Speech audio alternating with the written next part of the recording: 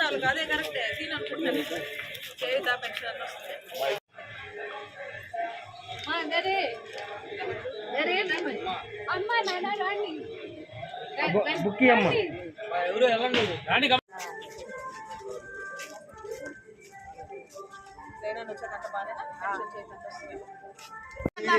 ప్రేమగా పిలుస్తూ ఉన్నాడు అందరూ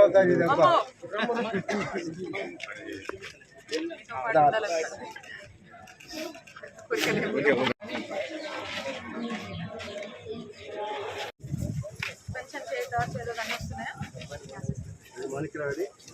గౌరవ ముఖ్యమంత్రి వర్యులు వైఎస్ జగన్మోహన్ రెడ్డి గారి నాయకత్వాన్ని ఏ విధంగా రాష్ట్ర ప్రజలందరూ కూడా దాదాపు మన రాష్ట్రంలో ఉన్నటువంటి 85,000కు పైగా బీసీ ప్రతినిధులు వచ్చి ఏ విధంగా కూడా జైహో బీసీ మహాసభను విజయవంతం చేశారో రాష్ట్ర ప్రజలందరూ కూడా చూశారు.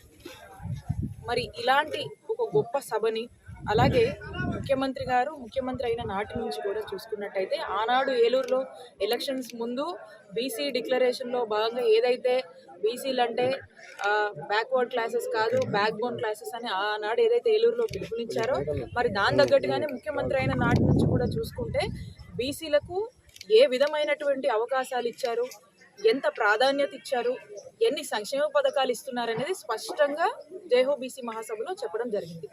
మరి ఇవన్నీ కూడా ఓర్చుకోలేని చంద్రబాబు నాయుడు గారికి ఖచ్చితంగా ఖచ్చితంగా ఆయనకు ఒక ఓర్వలేనితనం చంద్రబాబు నాయుడు గారికి, అలాగే బీసీలో చంద్రబాబు నాయుడు గారితో కానీ టీడీపీ పార్టీతో లేరనే ఒక సంకేతం ఖచ్చితంగా చంద్రబాబు నాయుడు గారికి ఆయనకు ఆ సంకేతాలు వెళ్ళినాయి. కాబట్టి చంద్రబాబు నాయుడు గారు అతను ఈ సిచ్యువేషన్ని చూసుకొని ఏది పడితే అది మాట్లాడటం మొదలు పెడతా ఉన్నారు. దాంట్లో భాగంగానే ఈ చంద్రబాబు నాయుడు గారు ఈ మన ప్రభుత్వం మీద జగనన్న ప్రభుత్వం మీద బురద జల్లే ప్రయత్నాలు చేస్తూ వీళ్ళ కోసం మంచి చేశాడని ఒక నిమిషం అదే ఆలోచించినా కూడా చంద్రబాబు నాయుడు గారి హయాంలో బీసీలకు ఏమన్నా ఆలోచించాడంటే ఏ మాత్రం కూడా ఆలోచించలేదు. బీసీల ద్రోహిగా చంద్రబాబు నాయుడు మిగిలిపోయాడు. చరిత్ర కూడా చంద్రబాబు నాయుడు క్షమించదు. ఎందుకంటే బీసీల గురించి బీసీల సంక్షేమం గురించి చంద్రబాబు నాయుడు గారి హయాంలో కేవలము 19,000 కోట్ల సంక్షేమం మాత్రమే వాళ్ళు ఆలోచించి చేసినటువంటి పరిస్థితి. మరి ఈరోజు జగనన్న ప్రభుత్వంలో 3.5 కాలంలో 1,63,000 కోట్లు ఈరోజు బీసీల సంక్షేమం కోసం ఇస్తున్నటువంటి ప్రభుత్వము అటువంటి ఘనత జగనన్న ప్రభుత్వానికి దక్కుతుంది. దీన్ని బట్టే చంద్రబాబు నాయుడికి బీసీలు అంటే ఎంత చిన్న చూపు అర్థమవుతుంది.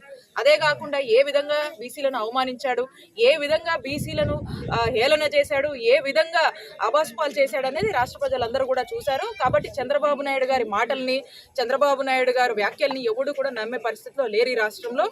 చంద్రబాబు నాయుడు గారికి బీసీలు మొన్న 2019 ఎలక్షన్లో గట్టిగా బుద్ధి చెప్పారు. రేపు రానున్న కాలం 2024లో కూడా గట్టిగా బుద్ధి చెప్పి ఏ విధంగా బుద్ధి చెప్పడానికి బీసీలు ఉన్నారో చంద్రబాబు నాయుడు గారు చూడబోతున్నారు. ఇది జరిగేది, ఇది స్పష్టం. చూసుకున్నట్టయితే ఈరోజు బీసీలకు ఎన్ని అవకాశాలు ఇచ్చారు, ఒక క్యాబినెట్ తీసుకోండి, అలాగే ఏ పదవుల్లో తీసుకున్నా ఈరోజు ప్రభుత్వంలో కానీ పార్టీ పరంగా కానీ ఈరోజు బీసీలకు అత్యంత గుర్తింపునిచ్చి ఈరోజు బీసీల ఆత్మగౌరవాన్ని కాపాడుతూ బీసీలు తలెత్తుకునే పరిస్థితిలో ఈరోజు ఉన్నారంటే అది జగనన్న నాయకత్వంలో జగనన్న ప్రభుత్వంలో బీసీలు తలెత్తుకొని ఉన్నారు. అలాగే ఈరోజు బీసీలకి ఏ పార్టీ అయినా మంచి చేసిందంటే అది ఖచ్చితంగా మన వైఎస్ఆర్ కాంగ్రెస్ పార్టీ వల్లనే ఈరోజు బీసీలకు మంచి జరిగింది. మరి ఇంత మంచి ఒకవైపు జగనన్న చేస్తుంటే కేవలం ఒక వైనము చంద్రబాబు నాయుడు గారు మాటల్లో కనబడతా ఉంది. అలాంటి పరిస్థితి మాకు ఏమీ లేదు. ఈరోజు బీసీలంతా కూడా జగనన్నతో ఉన్నారు, బీసీలంతా కూడా వైఎస్ఆర్ కాంగ్రెస్ పార్టీకి మద్దతుగా ఉన్నారనేటువంటి భయం ఏదైతే చంద్రబాబు నాయుడు గారికి పట్టుకుందో దాంట్లో భాగంగానే ఏది పడితే అది మాట్లాడుతూ ఉన్నారు. బీసీలంతా జగనన్నతో ఉన్నారు, వైఎస్ఆర్ కాంగ్రెస్ పార్టీతో ఉన్నారు. రేపు రానున్న ఎన్నికల్లో కూడా చాలా పెద్ద ఎత్తున బీసీలంతా కూడా మద్దతు తెలుపబోతున్నారు.